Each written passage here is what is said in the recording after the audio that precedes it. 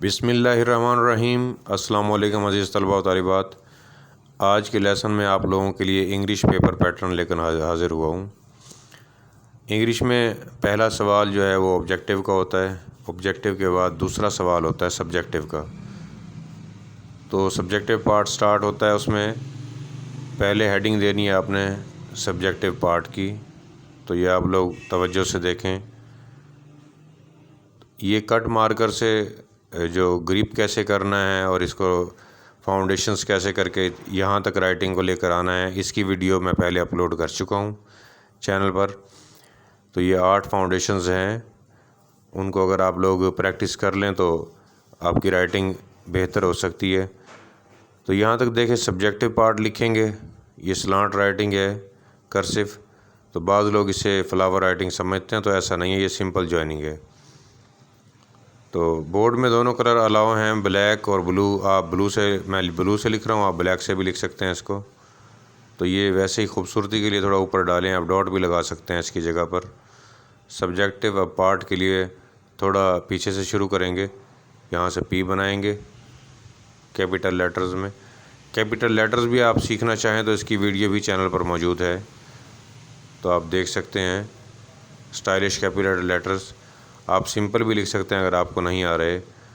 तो मकसद जो है वो आपकी प्रेजेंटेशन, पेपर प्रेजेंटेशन से सिखाना है आप लोगों को सही तरह से। तो बाकी आप देख सकते हैं सब्जेक्टिव पार्ट। इसके बाद question number, question main heading होती है, इसको भी आप लार्ज फॉन्ट में लिखेंगे, जैसे उर्दू की 3 लाइनों के अंदर लिखा है, ऐसे ही क्यों बनाएंगे। तो ये आप शॉर्ट करके भी लिख सकते हैं, छोटा करके इसको साइज़ में।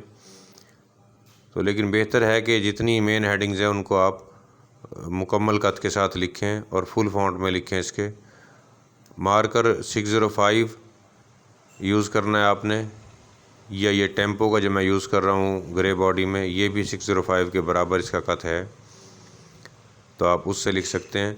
बाकी छोटी हेडिंग्स के लिए आप 604 यूज़ कर सकते हैं, या आपने सवाल नंबर के बाद सवाल भी लिखना है तो वो भी 604 के साथ लिखेंगे आप।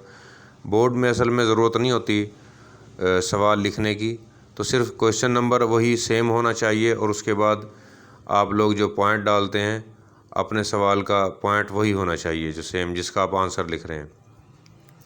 तो अब देखें, यहाँ पर हेडिंग देंगे शॉर्ट क्वेश्चंस की, आप शॉर्ट आंसर्स की भी हेडिंग दे सकते हैं। जो भी लिखना चाहें, बस आपका हैंड राइटिंग वाइज अच्छा होना चाहिए, सारा प्रेजेंटेशन अच्छी होनी चाहिए आपकी। अब इसमें जो है साइज़ आप देखें छोटा कर दिया है, लेकिन तमाम हरूफ जो 2 लाइनों के हरूफ हैं वो भी हाइट वाइज बराबर हों, और जो 3 लाइनों के हैं वो भी बराबर होने चाहिए। तो ये शॉर्ट क्वेश्चंस की हेडिंग देंगे या शॉर्ट आंसर्स की हेडिंग देंगे। तो क्वेश्चन आंसर्स की जैसे भी आपका दिल करे हेडिंग दें, लेकिन आपकी हेडिंग खूबसूरत होनी चाहिए और पैटर्न वाइज होनी चाहिए। यहाँ से मुकम्मल करते हैं इसको। अब ये शॉर्ट क्वेश्चंस के बाद आप पॉइंट नंबर लिखेंगे इसका, और सवाल लिखने की ज़रूरत नहीं है बार बार। बोर्ड में रिपीट करना आपका बहुत सारा टाइम वेस्ट कर देता है, तो कोशिश करनी है कि टाइम अपना बचाना है, सबसे कीमती टाइम होता है। अगर आप कोई सवाल नहीं लिख पाते तो जितना भी अच्छा पैटर्न करते हैं, आपको नंबर आपके सवाल जो छोड़ा है उसके ज़रूर कट जाते हैं। तो यहाँ पर जस्ट पॉइंट मेंशन करना है, इसके साथ छोटी ब्रैकेट बनाएं, और छोटा सा पैटर्न, कोई डबल लाइन नहीं, कुछ नहीं जो टाइम वेस्ट करे, ऐसी चीज़ों से बचना है। ये 3 बबल्स बनाने हैं इस तरफ और 3 इस तरफ बना के, ये काफ़ी है पैटर्न। तो उसके बाद आपने सवाल रिपीट नहीं करना, जस्ट आपने हेडिंग देनी है आंसर की, ज़रूरत ही नहीं होती, बस आपका पॉइंट सही होना चाहिए। जो पॉइंट आपने मेंशन किया है ऊपर, उसी का आंसर लिखना है नीचे। अगर आप किसी और का लिखते हैं तो वो चेकर उस पर क्रॉस लगा सकता है, आपका जवाब सही भी हुआ तो उसको क्रॉस कर सकता है। तो इसलिए आपने यहाँ तक लिखना है, यहाँ से पेन की राइटिंग शुरू करनी है, और पेन की राइटिंग के बाद ये मुकम्मल हो जाएगा। ऐसे ही आपने दूसरी हेडिंग भी यूँ देनी है, तीसरी भी, जितने सवाल हैं आप देखें, इसको प्रैक्टिस करें, इंशाल्लाह बेहतर पाएंगे। दुआ में याद रखिएगा। अल्लाह हाफिज़।